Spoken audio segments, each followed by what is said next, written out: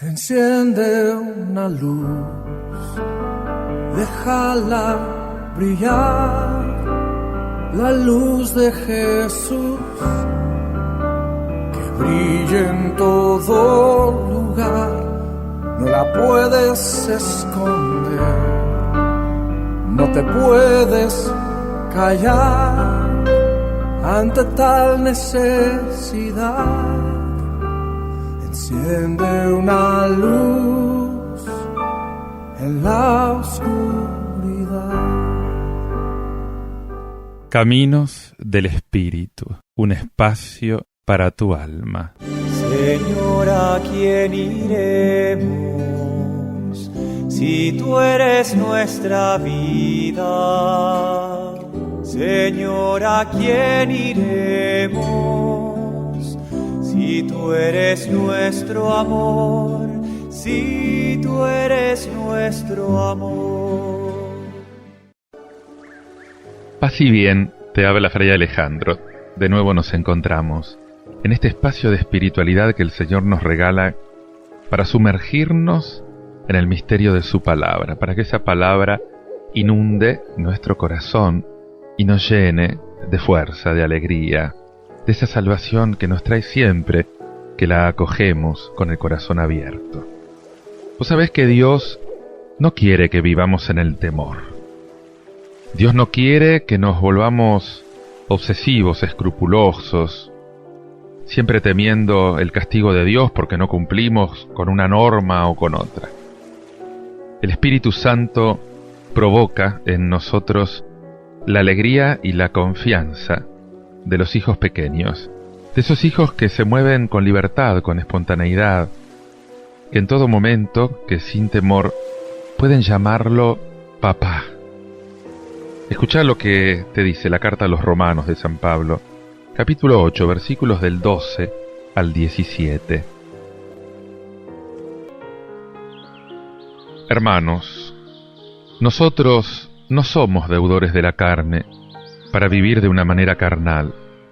Si ustedes viven según la carne, morirán.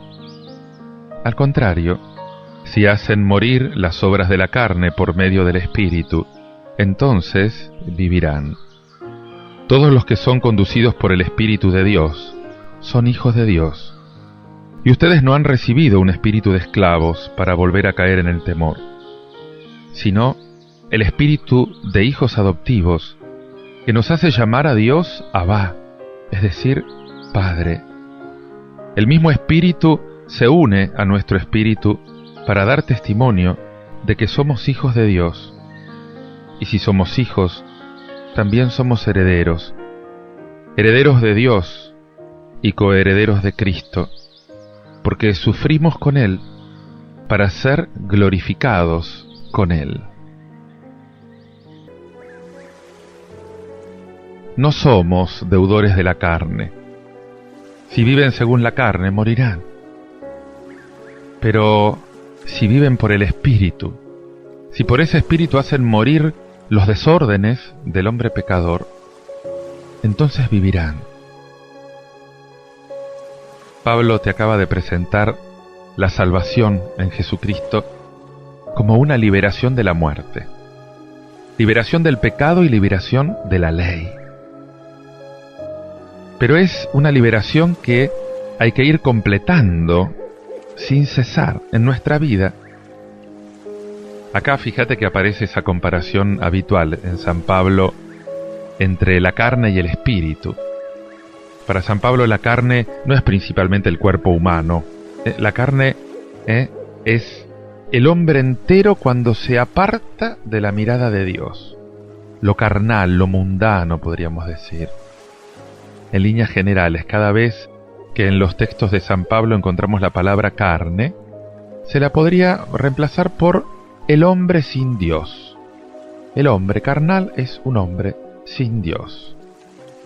Y el espíritu es precisamente lo contrario.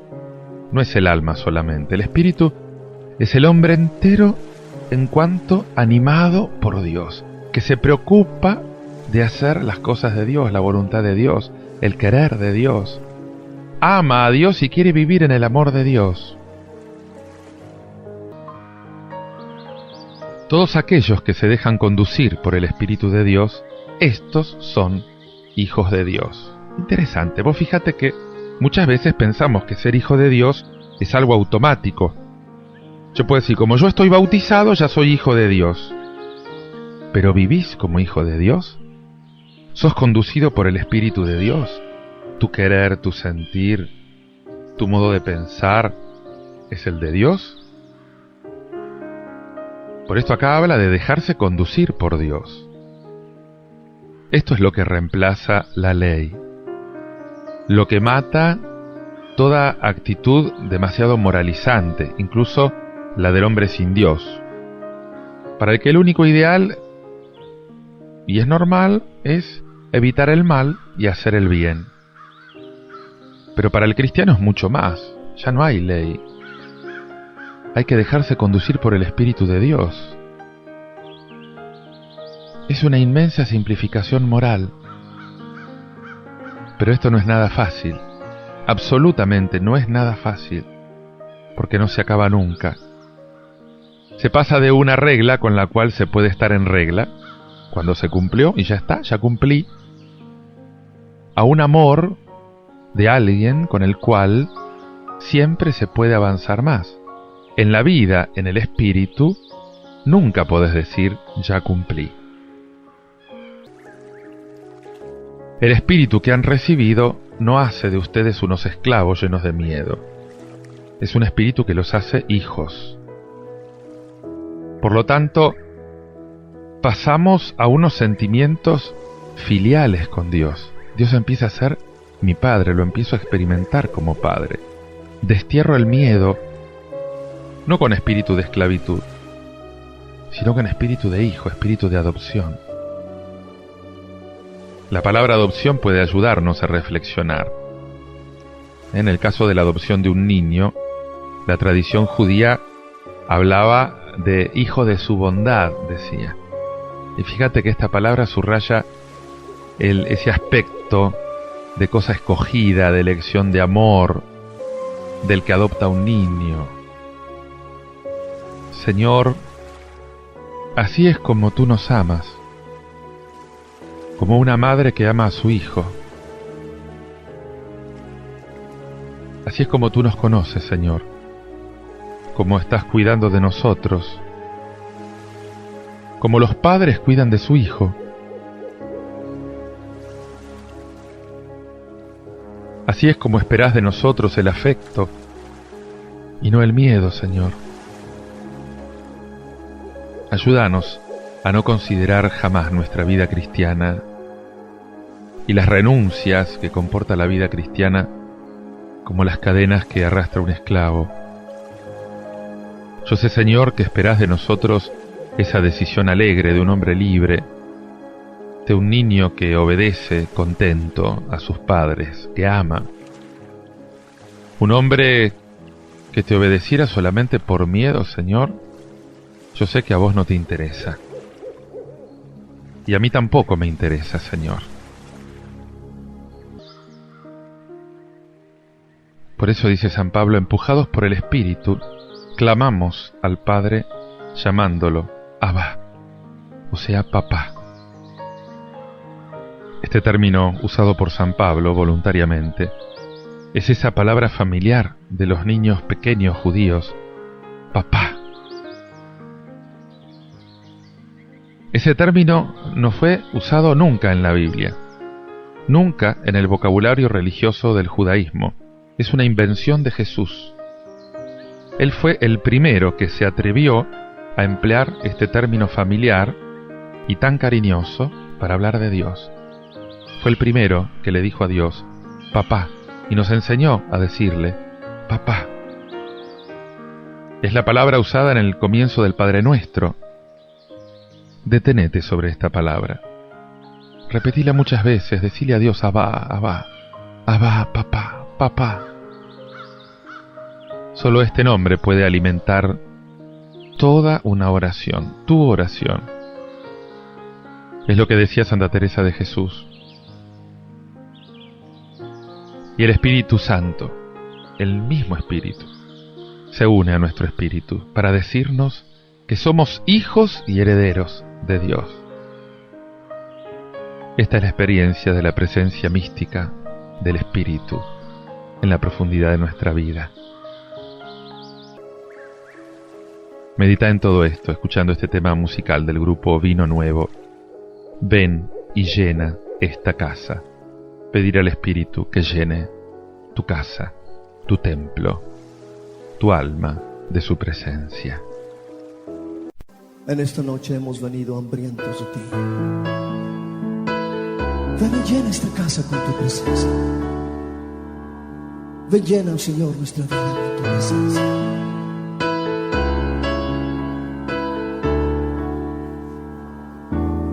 Al mirar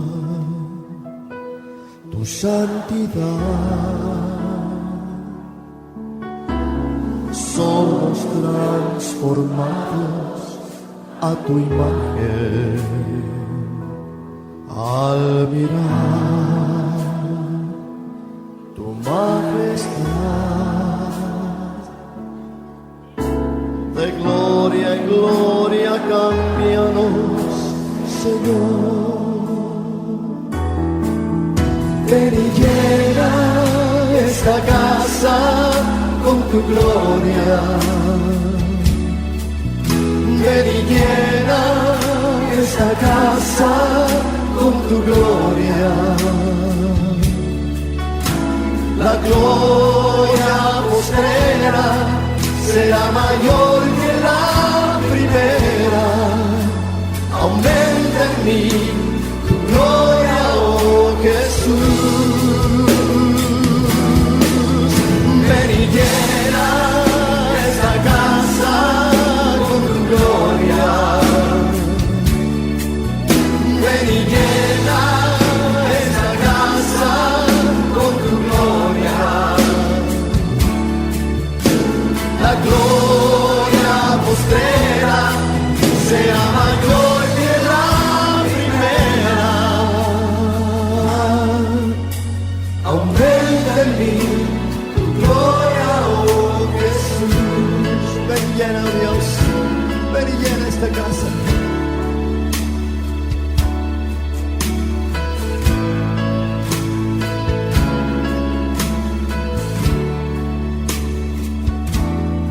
Al mirar tu santidad, somos transformados a tu imagen. Al mirar tu majestad, de gloria en gloria cámbianos, Señor. Ven y llena esta casa con tu gloria. Ven y llena esta casa con tu gloria. La gloria postrera será mayor que la primera. Aumenta en mí tu gloria, oh Jesús. Ven y llena esta casa con tu gloria. Ven y llena esta casa con tu gloria. La gloria postrera será mayor que la primera. Aumenta en mí tu gloria, oh Jesús. Aumenta en mí tu gloria, oh Jesús. Aumenta en mí tu gloria, oh Jesús.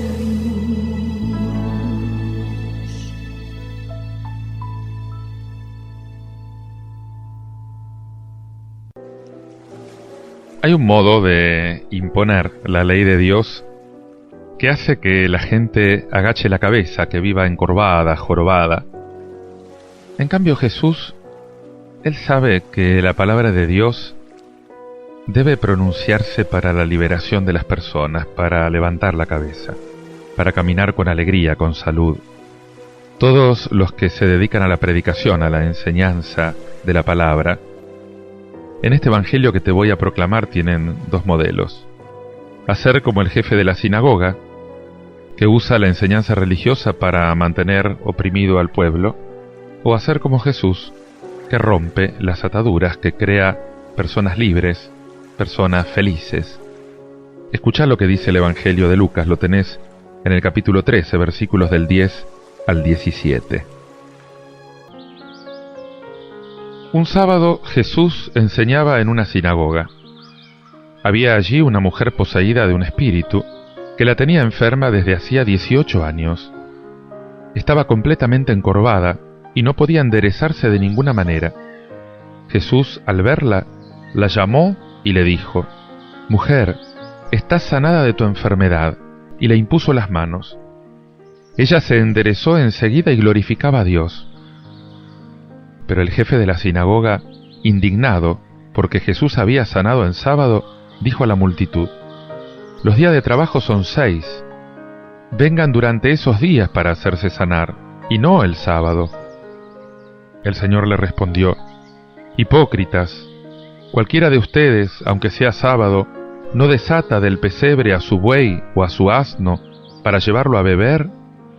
Y esta hija de Abraham, a la que Satanás tuvo aprisionada durante 18 años, ¿no podía ser liberada de sus cadenas el día sábado?».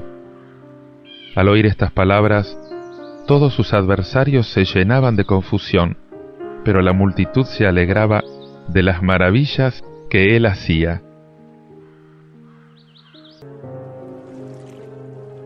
Un sábado Jesús enseñaba en una sinagoga, y allí había una mujer que desde hacía 18 años estaba enferma por causa de un espíritu. Andaba muy encorvada, sin poderse enderezar del todo.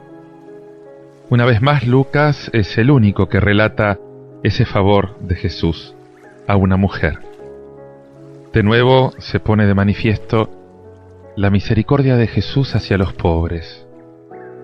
Esta vez se trata de una persona que no puede enderezarse para mantenerse en posición normal, digna de estar en pie. Qué desgracia verse reducido a mirar siempre el suelo, sin poder contemplar las caras de las personas, sin posibilidad de mirar hacia arriba. Un símbolo de la humanidad cautiva. Y al verla Jesús la llamó y le dijo: «Mujer, quedas libre de tu enfermedad», y le impuso las manos. Y en el acto la mujer se enderezó. Contempla esta escena. Jesús de pie, junto a esa mujer enferma. Antes de que ella haga ninguna petición, fíjate que la mujer no dijo nada, Jesús tomó la iniciativa. Puso las manos sobre esa espalda encorvada y al instante quedó enderezada. Señor, te pido que nos endereces. Te pido que endereces a todos los que van siempre inclinados hacia el suelo, Señor. Y empezó a alabar a Dios. Me parece escucharla, quisiera imaginarme lo que dice. Trata de imaginarte cómo alababa esa mujer. El evangelista San Lucas es el especialista en la alabanza. Muy frecuentemente él constata que la gente prorrumpe en alabanzas, sobre todo cuando es testigo de las maravillas que Dios hace, de los milagros que Dios hace. Y fíjate que a lo largo de toda esta narración se descubre un sentido nuevo del sábado, del día del Señor. Pasa a ser el día del Señor Jesús, el día de la nueva dignidad de los hijos de Dios. Se transforma en el día de la alabanza, en el día de la Eucaristía, en el día de la acción de gracias. La misa, la reunión del culto, pregúntate, ¿es para vos el centro del día de acción de gracias? ¿Cuáles son los motivos que tenés para alabar a Dios, para darle gracias por todo lo que te sucede? Y en eso intervino el jefe de la sinagoga, indignado porque Jesús había curado en sábado. Hay 6 días de trabajo, vengan esos días para que los curen, no los sábados. Y el Señor le respondió, hipócritas, cualquiera de ustedes, aunque sea sábado, desata al buey o al asno y los lleva a tomar agua, si no se les mueren. Jesús apela, fíjate, al sentido común. La ley siempre tiene que ser humana. Y la ley proponía el descanso en el día sábado, justamente por consideraciones de orden totalmente humanitario, social, porque la gente no puede trabajar siempre, tiene que descansar. Se tenía en cuenta a los empleados de la casa, incluso el ganado. El 7º día descansarás, para que reposen tu buey y tu asno, y tengan un respiro el hijo de tu sierva y el forastero, dice Deuteronomio 5:14. Y el Señor, de hecho, ve que nuestro mundo tiene mucha necesidad de respirar, de tomarse un descanso. Señor, te pido que nos ayudes a volver a restituir hoy este sentido del domingo, que se ha transformado en un día para cansarse más, para trabajar, para ir de shopping, para cualquier cosa, menos para ti, Señor. El domingo se ha vaciado del contenido que tenía de descanso, de día de la familia, de encuentro contigo. Ayúdanos a restituirle al domingo este sentido, Señor. Que vuelva a ser el día de la alegría, el día de la acción de gracias. Ese día en que tú acabaste la creación, Señor. El día del gran reposo de Dios. El día de la resurrección. Me pregunto si sabemos procurar para los demás a nuestro alrededor ese espacio de respiro, ese espacio de libertad. El domingo, el día de la liberación, el día de la redención de Jesús, el día de la salvación. Y a esta que es hija de Abraham y que Satán ató hace ya 18 años, ¿no había que soltarla de sus cadenas? Te pido, Señor, que nos liberes de todas nuestras cadenas, de todas nuestras esclavitudes. Y según iba diciendo esto, se abochornaban sus adversarios mientras toda la gente se alegraba de tantos portentos que él hacía. Señor, que seamos sencillos, como la gente que sabe maravillarse, que jamás no falle una ocasión, Señor, de maravillarme de ti. Dame la gracia de asombrarme frente a las maravillas que estás haciendo en medio de nosotros, Señor. Te invito a meditar en todo esto y también a maravillarte y a alabar al Señor, escuchando este canto de Rafael Espinosa. Hay solución en Jesús.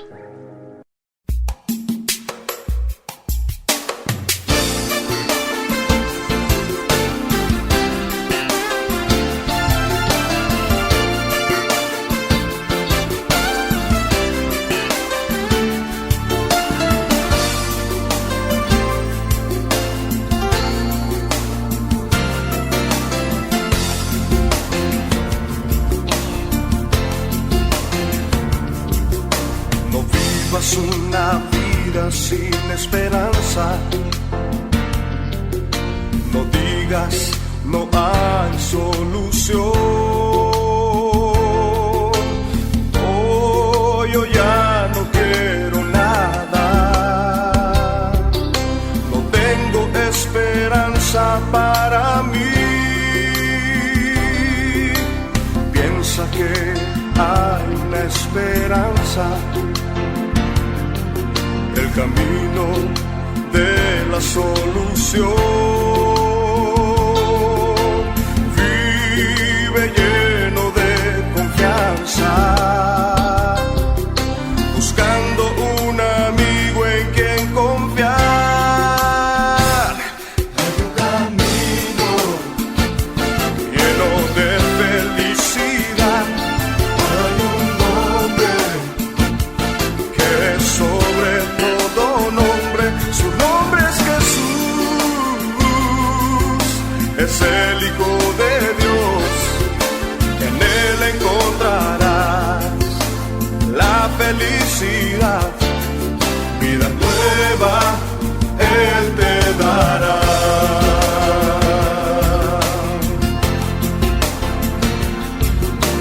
Piensa que hay una esperanza, el camino de la solución. Vive lleno de confianza, buscando un amigo en quien confiar. Hay un camino lleno de felicidad, hay un nombre que es sobre todo nombre, su nombre es Jesús, es el Hijo de Dios, en él encontrarás la felicidad, vida nueva él te dará.